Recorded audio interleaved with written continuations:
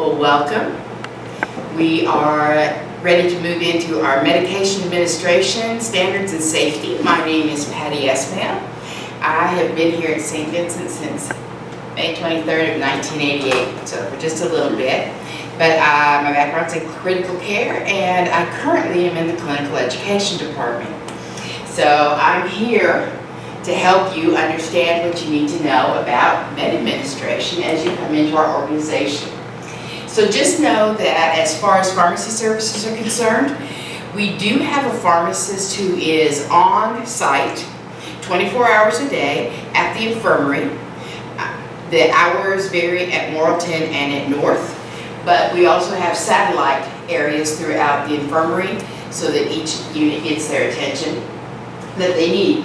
At North, please note that they're open 7 days a week from 7 to 5. Even on the weekends and holidays, and at Morrilton they're open Monday through Friday from 7:30 to 4 o'clock.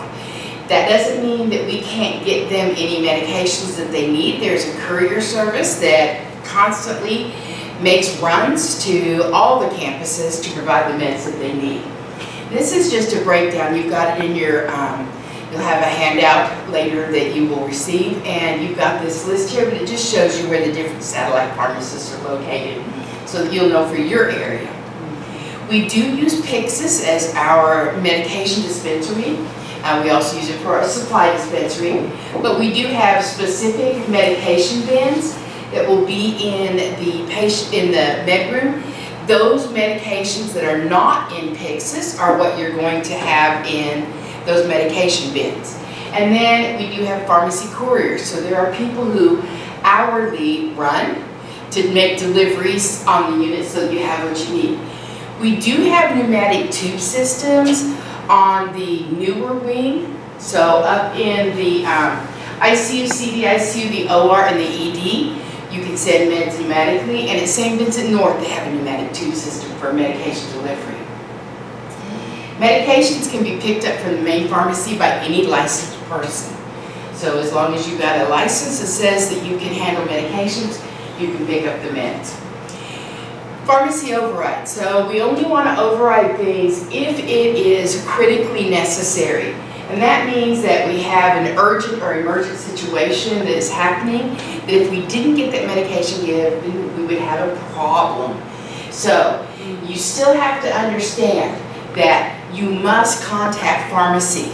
Pharmacy has to know about the medication, and you have to be able to let them know the order, what it is, and what you need for them to give you permission to override that. You're going to call the pharmacy, you're going to read the order to the pharmacist is then going to do a little double check, and then we'll be able to get that medication to the patient as soon as possible. It is still the responsibility for 2 nurses to review that order, make certain that you've looked at the patient's med list, their allergy list, that you've done your due diligence to make certain that there's not going to be a med-med interaction. But remember, this is only for urgent or emergent situation. And as I said earlier, every medication that you do an override on has to have an order corresponding with it. Returning medications. So there's a process for returning medications, and it depends on where you are at in the administration of that med as to how you return it back to pharmacy. So only medications that are unopened, intact, and suitable for reuse can be returned via the Pyxis. If you've opened it in any way, shape, or form, then we can't return it back to Pyxis. Now, when we return the medications, things that have been opened, or they've been crushed, or they're damaged, or they've returned from an isolation room, and we'll talk about isolation medications in a couple of minutes, should not be returned through the Pyxis. You can't put it back inside the Pyxis. There's another process. Those medications go into what we call the black bin, or this little pharmaceutical drug waste bin. So that's where we use, that's a receptacle that we use to waste those medications. We do have a policy, as you can see it's outlined right here, and I will encourage each and every one of you, when you have the opportunity to go to Policy Manager, that you review all of the medication policies that we have, because they will help guide your practice. Here's the thing. If it's not a controlled substance, because there's a difference between the two, whether it's a controlled or an uncontrolled substance. If it is not a controlled substance, you log into Pyxis, you select the correct patient, and you're going to indicate the number of units or how many tablets you took or whatever it was, and then you'll return it. If it's a controlled substance that's unopened, there is a way to send that back. There is a bin. So you put the medication in a baggie and then you put it in the bin. You do have to have a witness. And this is not the black medication bin, this is the return bin for Pyxis, okay? So you have to have that second identifier because it is a controlled substance. So you've got two witnesses that say, we put that in the box. If they don't fit in the Pyxis external return bin, then they should be placed in the designated bin for pharmacy pickup, but that is only if it's a non-controlled substance. All controlled substances have to be secured. And yes? If it doesn't fit and it's a controlled substance, say for example there's 2 or 3 PCAs that I need to put back because of a barcode that isn't right or it's expired or something, should it be hand delivered? You'll contact pharmacy. Okay. And you'll make certain that you are exactly right. You can't let that leave your hand. You've now got it out there. Okay. If pharmacy may direct you to waste it in the black bin, yes, or to dispose of it down the sink, depending on what the volume is of that medication. Wastage of controlled substances, we just want to remind you 2 steps are required. You have to waste and then you have to document. So we have to make certain that whatever portion has not been used for the patient has been made unusable for anybody else. And then we have to, and it has to be done in the presence of a witness, and then we have to document that wastage in accordance with policy. And again, as I mentioned before, we have medication policies in the policy manager that you will want to read and review. The black bucket. So this is just we can't say it enough. The black bucket is for the drugs. Again, refer to the medication policy on how you're supposed to use it. It is in the medication room, usually located close to the Pyxis med station so that it's not too far away from it. The bucket is only about 2 gallons in size, so it's not too big, but it's not too small. The main thing to remember is you only put medications in it. You don't put receptacles for the meds in that box. So if you've got a PCA cartridge, you will waste the medication in the black bin, but you'll get rid of the cartridge in the trash. And tubing? Tubing, all of that goes in the trash. You waste the medication and all that other stuff goes in the trash. They have a litter of kitty litter, a layer of kitty litter in the bottom to kind of absorb that stuff. If it's full, you call pharmacy and they will come and replace it. There are a few things that that may not be controlled substances that you will also use the black waste bucket for as well. So if we have opened or damaged meds that can't be reused, we're going to put those in the black bin.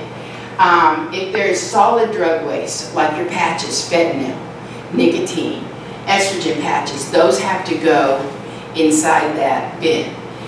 If you've got partially used injectables, you're going to dispose of them, empty the syringe into the black bucket, but get rid of your syringe and your needle in the sharp container.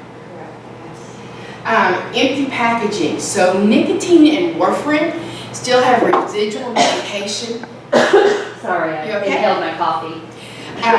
They still have residual medication on the wrapper, so those wrappers have to also go in the black medication bin. And any liquid drug waste that is less than 30 mils goes in the black bin. If it's more than 30 mils, it goes in the drain. So you put it down the drain. Now, there is also a pill crusher that's attached to that black bin so that you can properly make certain that no medication is in a usable form. If I've got a capsule, I open it up and empty the little pieces or particles out of it. So we have to render it unusable. And just make certain that you know where that black bucket is and you use it appropriately. They shouldn't be used for any of these items that are listed here. So none of the supplies that you use for administration of the medication should go in that black bin. It is only the medication that should go in there. This is an example of what not to put in the black bin. None of this stuff should be in the black bin, only the medication. All of that waste that's in there could have gone in the regular trash. Isolation, remember I said we'd talk about isolation? So we have these little bins. They're hard plastic, they're easily cleaned with our germicidal wipes. And what you'll do is you'll take a bin, they're located in the med room, you'll take a bin, you will label it for that patient, and you will put whatever multi-dose medication, a tube of a cream or a bottle or whatever it is, inside that bin. And that's how you'll transport that medication into the patient's room. Once you get in the patient's room, you'll administer the med with your barcode med administration, do everything that you need to do, and you will put the medication back inside this bin. Then you will clean the exterior of this bin with your germicidal wipes, allow for the appropriate wet time. Currently what we use has a 3-minute wet time. Allow for that. After you remove your PPE, then you can then take this bin back into the medication room, because all meds have to be secure. You cannot leave them at the patient's bedside. So it has to go back to the medication room. We do have a policy, remember I referred to the medication policies and policy manager. So we have that there. This is just outlining what I just said to you, but just for your review. Again, make sure you clean it and you allow for the appropriate wet time to disinfect that exterior of that. When you take the patient's meds to that isolation room and you bring it back to the med room, remember that what's inside there is contaminated. So keep that bin closed as long as it's in the medication room until it's time for that patient to discharge. And also, remember, if you have someone in isolation and you're looking for their meds and you don't find it in the little drawers, look to see if there's an isolation bin, if it's a multi-dose thing, because it's probably where you're going to find their medications. Upon discharge, so when the patient discharges from the hospital and we no longer need to use that medication, our policy states that what we'll do is we'll put that medication inside a Ziploc bag. And then we will clean the bin. We will remove the identification sticker off of it, wipe it down, let it have its wet time. This time we're going to wipe it down outside and inside, so we thoroughly sanitize the isolation bin. And then we'll put it aside, ready for use for another patient that needs it. Okay. Any questions about that? No, I think that's an excellent system. I don't always get to see facilities that have a special bin for their isolation, loose bottles and creams and medication type of applications. They're often stored on their own someplace, and I like that they're all kept together in an isolation bin. Also, we've got a note here, a footnote here. Inhalers are treated the same way as like your isolation meds. Put them in a Ziploc bag and you put them in that return. So they don't get disposed the same way that other medications get disposed. Remember that we have to thoroughly clean that bin because it's like a terminal clean to that bin. Any medications that were in that standard medication drawer, we don't have to do anything with them. They're just placed in the return bin because we never took them inside the room, so we never contaminated them. Now, patient medications from home. Obviously, we try when people come into the hospital to get them to have a family member take the medications home because we don't want to have responsibility for those meds. But should someone come in and they have their home meds with them, there is a process. those medications have to be stored in pharmacy. Even though they're not our meds, they have to be stored in pharmacy. So there's a process for that. So there is a medication storage receipt. I believe, no, we don't. So a medication storage receipt that you write down the prescription numbers, the name, the strength, the quantity, and your signature because you're responsible for it. And then you put them in a bag, and then you'll take them down to the pharmacy. And once you get them down to the pharmacy, you see we've got another policy that you can refer to here about how to handle it, just in case you forget. So you've always got the policy manager as a resource for you to look up these things. But you're going to take it down to pharmacy, and pharmacy is going to give you a receipt for it.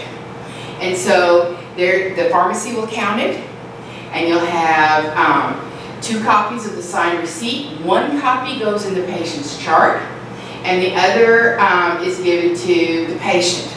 Okay? So then you document that you have given those, you've taken the patient's meds, you've done what you're supposed to do, and they're in pharmacy. That will create a task for you upon discharge that will tell you your patient has meds in the pharmacy.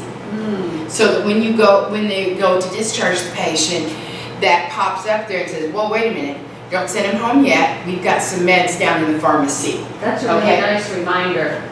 Well, yes, because sometimes you forget and you don't pay as close attention to all of those things. And the patient may not remember that they even brought their meds in. So, upon discharge, someone's going to have to go down and pick up those meds, okay? And then you're going to do that double check, so it's not just you taking those meds out.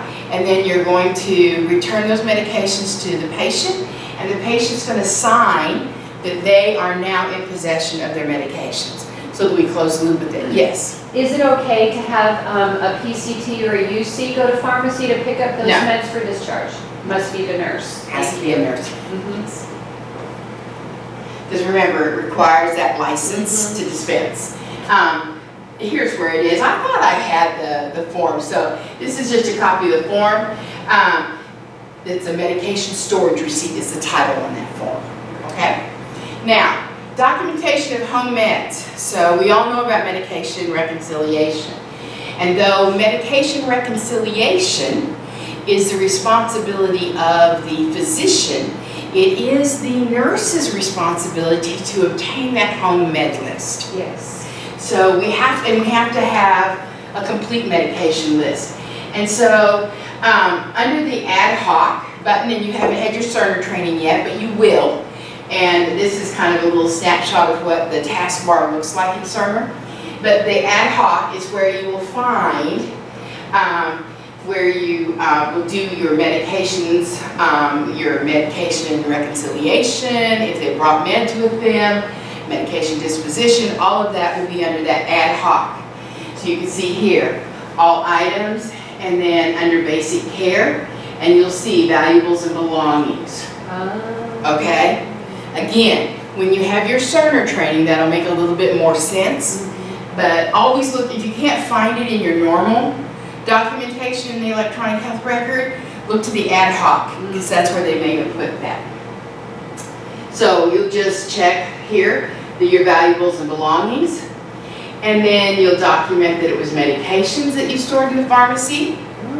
So, and the patient brought the meds, yes, we took them to pharmacy. And as I said, when you sign in Cerner, this little green check mark is your way of signing the documentation. So when you click on that green check mark, it's documented. If you haven't clicked on the green check mark, you didn't finish your documentation, and everything that you've done isn't saved. So think of that kind of like your saved button. All right? Now, when we complete that form, that's what creates the trigger for me to get the message when I go to discharge the patient. So if I don't document it correctly, I don't get the reminder at discharge. And this is what it looks like. It just tells you, patient's got some meds, okay? Use of home med supply while they're here in the hospital. We can, if we need to, use the patient's home med. But the process for that, because medications cannot be left at the bedside, the process for that is it's got to go down to the pharmacy. Pharmacy will provide a barcode for it so that you can still do your barcode med administration. And the patient's medication will stay in the med room, in their bin. You'll have to remember at discharge to return that medication to the patient. But for their hospital stay, you'll go to the med room just like you would any med. We do have the formulary, which allows for substitution, but we don't store those at the bedside. It's got to go back in the medication room. Again, if we can substitute it by formulary, not every hospital's formulary is the same, but they're similar, right? So here's what we have to know. There's a therapeutic interchange. And if there is a therapeutic interchange that's an equivalent, like it doesn't matter what proton pump inhibitor you're on or an H2 blocker, if you come into the hospital, you're going to be put on protonics. It will do the same thing for you during your hospital stay. Just because we don't carry the one you use doesn't mean that we don't have an equivalent for it. Right. It will only be if we don't have an equivalent that we might have to use somebody's home med. Or if someone was participating in some sort of trial, drug trial or something like that, where we might have to continue their medications while we were here in the hospital, and then we'd have to figure out what documentation do we need, all the things that go along with that. Or a sensitivity, allergy to the other. Absolutely, absolutely. So they had to have that particular formulation. Mm-hmm. There is on the insider, so you'll get to know the insider as well, but you can find our therapeutic interchange chart, so it gives a list of the medications that we have there. Med rec. We have to get a complete med list for these patients. We want to avoid errors in transcription. We don't want to double dose things. We don't want to have them continuing on one type of a beta blocker and the doc come along, maybe he's the doc who's on call, and he writes for another beta blocker, and now we've got two of them on and we don't know why their heart rate's in the 30s. Okay? So, or we don't want someone not to get their Synthroid just because we didn't do med rec. Here's what we have to make sure we document: the name, the dose, the route of administration, how often they get it, what form it comes in, why they're taking it, and the date and time of the last dose that they took. Because if they just took all of their meds for today, we don't need to redose. That's exactly right. Now, what should not be documented? So in the Cerner product, if the patient has been in the hospital, in the system before, it will generate a med list. One of the things that we want to do, their medication list may be different from what it was when they left the hospital the last time. They may still be on some meds, they may have had new meds, and they may be meds that they're not on any longer. They might have gone home on an antibiotic, but they finished the course of that antibiotic, or a steroid, or something like that. So, if it is a medication that someone stopped, you are never going to use cancel or DC. What you're going to use is you're going to list it as complete. If we discharge it, it removes it totally. Oh, it takes it off their history. Yes, and we don't want to do that. Okay. So we want to keep the history that we've got. We just want to make certain that we have the medication list that they're on right now. If they're taking something illegally, then that is not documented on the med list. You're going to go to your admission history, and under the social history section, that's where you're going to document that information. Okay. If they have prescribed medications from a previous admission, then you're going to re-enter those meds as documented, and then remove the prescribed, and then use that complete function. So that, again, the history stays, but we only want what they're on right now. If you can't confirm that these are the medications, this is just a list of alternate sources you can go to. So you can contact their pharmacy, maybe their physician's office, to get a more complete and accurate list of the medications that should be on. Because you know, when these patients come in, they bring the whole Walmart sack full of everything they had in their cabinet. That's right. And they may not be taking all of that at this time, or may not be supposed to take it. We do have some medication history texts that are down in the ED. And so from the hours of 0700 to 0300, those med texts are down there.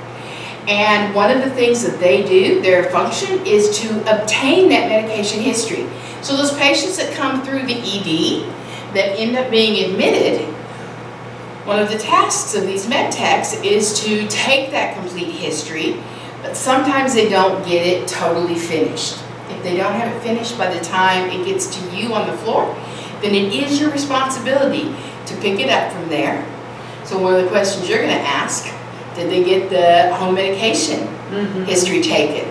So that you know, do I have to complete that or not? Is there a time frame that this med rec must be done? Yes, within 24 hours of admission. So 24 hours. We've got 24 hours, and what you're looking for is this green check mark. That green check mark tells us that someone has completed the medication history, all right? If our medication history is not complete, we're going to see that exclamation point there. So even in the electronic chart, it will let you know that it's not finished yet. So that's going to be your cue, even if someone doesn't tell you. If you don't have a green check mark there, we haven't finished that medication history, okay? Then the physician is the one that's going to give us this green check mark right here. And so what we see here is the doc went ahead and reconciled the meds, but our med history wasn't complete. So we didn't actually have a true reconciliation of the medications. So when we go to do our discharge, our home med list that we're going to generate is not going to be correct. So we're going to have to do extra time to weed through all of that, whereas if we'd taken care of this on the front end, it would have made the whole process a lot simpler. Correct. Antimicrobial stewardship, we have to talk about that because, you know, in this day and age, especially now with our COVID-19, the viruses, antibiotics don't do anything for our viruses, but you know, that's how we ended up with our MRSA and with our VRE and all of our other resistant medications. They adapted and they learned to live in that antibiotic environment. Right. And so now they're not sensitive. So there are some reasons here. There's 5 reasons listed why we want to be good stewards. We don't want to give the drug any longer than we need to. We want to give the right drug, and we want to give the right amount for the right length of time. Because we know it improves patient outcomes. It reduces the incidence of C. diff. It reduces microbial resistance. It decreases the spread of infections because we don't create these multi-resistant organisms. And it extends the effectiveness. Gone are the days when Keflex would kill anything, because we now have those bugs that have just said, I won't live like that anymore. Again, we have a medication policy about antimicrobial stewardship, so you can read that when you have time. We want to make sure, as I said earlier, correct agent, right dose, right duration, that it will cure or prevent the infection, because sometimes we give prophylactically antibiotics, minimize toxicity, and prevent resistance. That's the whole purpose of that. How can we do it? Well, we need to make certain that we triage patients appropriately, that we have the appropriate isolation if it's warranted, that we get early and appropriate cultures. We want to make sure we get that culture before we administer the first dose of an antibiotic. Timely administration of that antibiotic therapy, converting IV to oral when we can, moving through this list, and making certain that the patient understands. When all is said and done, if the patient doesn't understand why, then we don't have the compliance we need. So, power plans. Power plans are physician orders in the Cerner product. And so, just want to point out that this is the glucose management. It has med here because that means it's a medical power plan, a medical order set. But this little notepad right here lets you know that there's additional information. So you can click on that and it will pop up a window that will give you instruction on how you're supposed to work within that order set. Okay. So, you know, what the dosage is for a given blood sugar, those sorts of things, how you're going to manage it. Remember our 5 rights, and there's now a 6th one. So, right patient, right drug, right dose, right route, right time, and right documentation. So we have to make certain. We use the smart pumps, and we use our barcode med administration. Those are put in place so you have a safe environment of medication administration. Even though there are workarounds, don't work around it. It can help you not administer an incorrect med. Using your smart pumps, and we'll talk about pumps, we'll have a skills station later, that we have a drug library. And we want you to always use the drug library because you can help minimize the risk of medication errors. STAR technique, stop, think, act, review. We want to stop, think about it, then act, and then review on what we did. Also, stop and resolve. So if you question something, remember, it's not about asking a question, okay? It's about questioning the answers. So, qualify, validate, verify, and then review, resolve, and reassess. So, do I trust this source? Does it make sense? If it doesn't, if you don't trust the source or it doesn't make sense, then you need to think about, it might not be the right action for you to perform. High alert medications. Those are the medications that the organization has deemed require 2 nurses to look at it. And they use the acronym, I have every patient covered now. So insulin, intrathecal meds, so I, heparin, epidurals or epoprostenol, PCAs, chemotherapy, and neuromuscular blocking agents.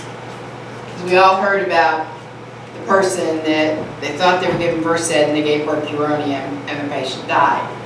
So I need a second nurse verifier for all of these medications when I give them.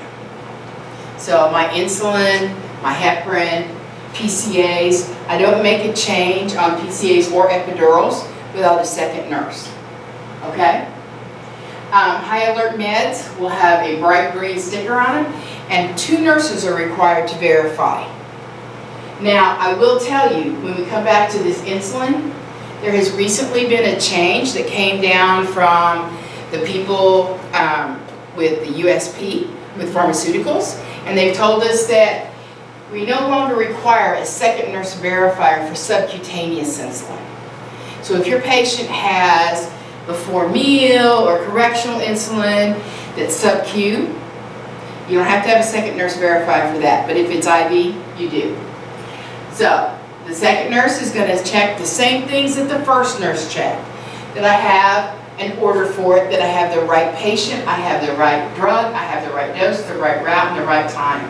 And then they're going to also document in that medication administration record to make certain that that double verification process was followed.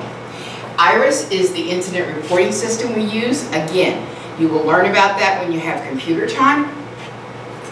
But it doesn't matter if it's a medication, if it is equipment, a patient fall, what code blue, rapid response, whatever it might be, we're going to enter that in there. We never document that we completed an IRIS report. Your documentation in the chart about the patient is just the facts, but you're never going to document that you completed that. Once you document that you completed one, it now becomes discoverable. Doesn't mean that irises aren't discoverable. They can be under certain circumstances, but if you don't tell somebody that you filled one out, they don't necessarily know. Okay? Any questions? I think you answered most. So what do I do then if I have like all of this propofol still left in my IV tubing and I have to waste a little bit more out of my bottle of propofol, but the propofol in the IV tubing won't come out? Can I still throw that tubing in the regular trash? So the short answer is yes, but you know, if you take it out of the bottle that it's in and you vent that to air, you'll be able to empty that tubing. Okay, So once you vent it to air, so just open it up and drain it in there. right. Okay. Now, what's in your tubing, if it's just what's in your tubing, that's gonna meet that less than 30 mils. So that will be emptied into the black box, Okay, okay? All right, that makes sense. okay. Well, thank you. Thank you, that was great.